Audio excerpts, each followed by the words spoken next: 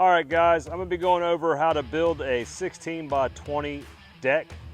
Here we've got it over our creek or river in Baton Rouge. That's the Amite River back there. It's a little bit higher than normal, but there's my old pup, Cooper. He's gonna help me go through this. Aren't you, Coop? Aren't you, Cooper?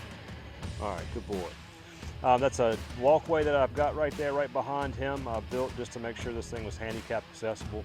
It's removable. I can just pick it up and move it whenever we want to have the full width of the entryway. So over here on the other side, I walk around.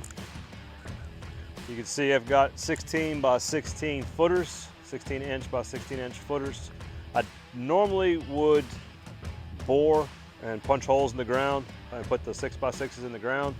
Here I've got a lot of riprap, concrete rubble on this bluff, so I couldn't really penetrate deep.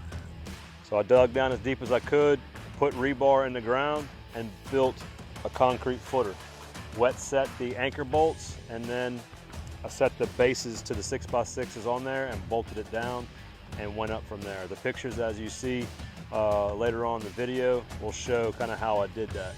Just wanted to give a walkthrough and show what we got here as a finished product. Here we've got the lattice work on the perimeter is hog panel. I'm not sure the gauge is probably almost 3/16 thick galvanized hog panel.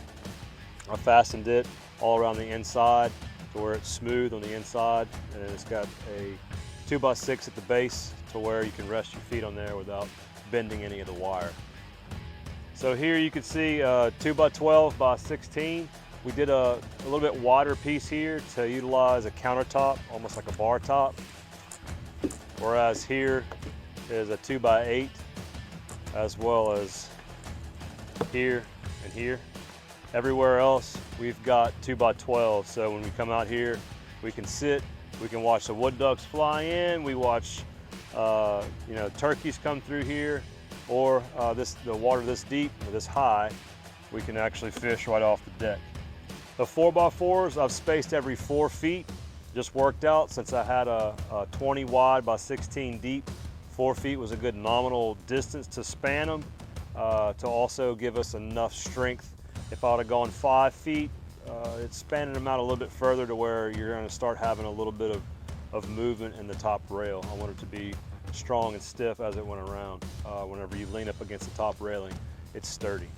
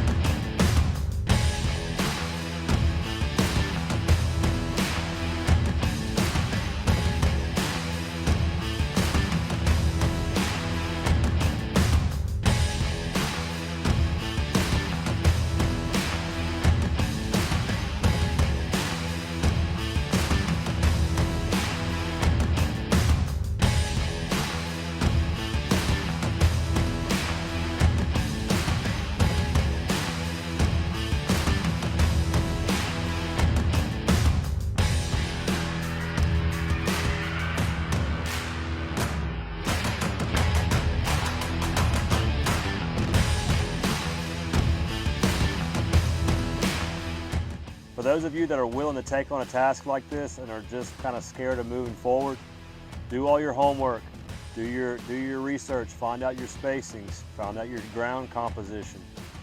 Don't be afraid to try it. I'm not a trained carpenter. I've kind of figured out things along the way. So I encourage everybody to at least give it a shot, whether it be a deck, whether it be a tree house. As long as you now have a cell phone in your hand that you can research, there's nothing that should stop you other than money, time, because now you have the ability to research things.